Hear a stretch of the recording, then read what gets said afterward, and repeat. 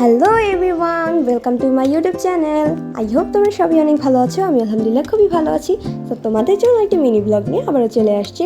তো তোমরা অলরেডি দেখতেই পাচ্ছ এখানে আমি একটা কেক তৈরি করেছিলাম, বাট এই কেকের ক্রিমটা আমার তাড়াহুড়ার কারণে আমি বিট কম করছি, এই জন্য এটা গলে গেছে।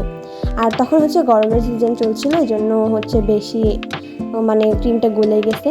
আর তোমরা সবাই জানো এটা আমার নতুন একটা চ্যানেল, অবশ্যই সাবস্ক্রাইব করবে, লাইক করবে, কমেন্ট করবে, পাশেই থাকবা। আর যারা আমার চ্যানেলে নতুন ভিডিও দেখা শুরু করছো তারা যাও আগে আমার চ্যানেলটাকে সাবস্ক্রাইব করো, তারপর যদি আমার ভিডিও ভালো লাগে তাহলে অবশ্যই লাইক করবো, কমেন্ট করবো। আর আমার কেক বানাতে ভীষণ ভালো লাগে।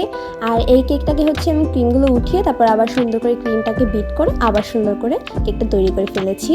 আর আমি কেক শখের বসে তৈরি করি। আর বাসায় যদি কোনো অনুষ্ঠান হয় বা কোনো স্পেশাল ডে হয় তখন গিয়ে আমি কেক তৈরি করি।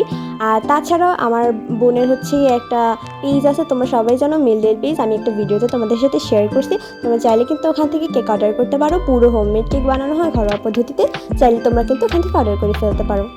আর পেজটার নাম মিলডেল পেজ। তাছাড়াও আমার কাছে ছোটো আপুরা, আমার স্কুলের ছোটো আপুরা আমার কাছে একটা কেক অর্ডার দিয়েছিল, তো সেই অর্ডারটা আমি ওদেরকে বানিয়ে দিয়েছিলাম।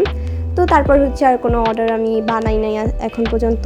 বাট আমি ঘরে যদি কোনো অনুষ্ঠান হয় তখন কেক বানাই। তোমার কেক বানাতে খুবই ভালো লাগে, এই জন্য বানাই।